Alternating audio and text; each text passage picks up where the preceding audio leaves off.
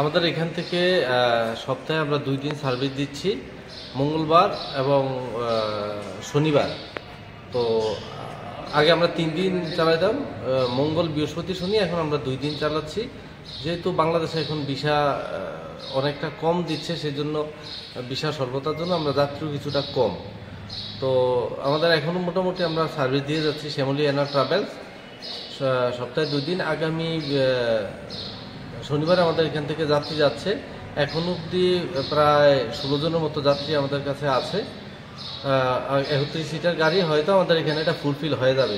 কিছুদিনের জন্য আমাদের যাত্রী কিছুটা কম হয়েছিল, যা এখন আমরা আবার পুরোপুরিভাবে সেইভাবে যাত্রী সার্ভিস দিয়ে যাচ্ছি।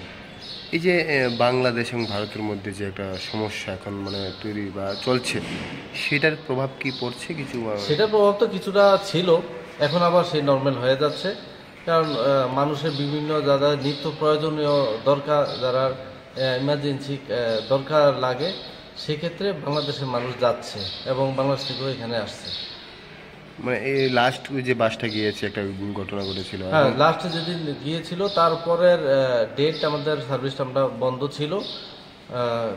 কিছু অনেকটা যাত্রী কিছুটা কমে গিয়েছিল। এখন আবার যাত্রী হচ্ছে। আমাদের আগামী শনিবার আমাদের যে বাসটা যাবে, সেটাই আমাদের আশা রাখছি ফুলফিল হয়ে যাবে, আমরা ফুলফিল এই যাত্রী কাটাতে পারবো।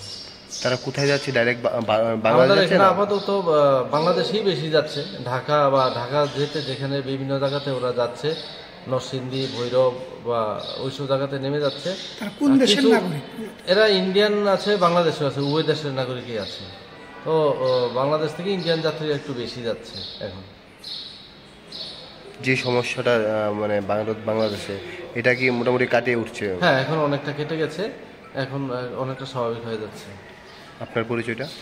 আমার নাম বিকাশ চক্রবর্তী, আগরতলা শ্যামলী এনার ট্রাভেলসের ম্যানেজার। Thank you. যারা অ্যাডভান্স বিষয় আছে